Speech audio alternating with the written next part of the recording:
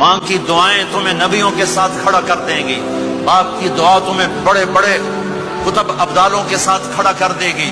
والدین کو خوش کرنا، جو صبح صبح والدین کی صرف ایسے جا کے دیکھ لے، نہ سلام کرے نہ حال پوچھے، بس یوں دیکھ لے محبت سے، صبح سے شام تک جنت میں 2 دروازے اس کے لیے کھل جاتے ہیں۔ صبح سے شام تک جنت میں 2 دروازے کھل جاتے ہیں۔ اگر آپ کے ماں باپ یہاں ساتھ ہیں تو اپنی جنت بنا لیں، ان کے مرنے سے پہلے پہلے اپنی جنت بنا لیں، ان کی دعا لے لیں۔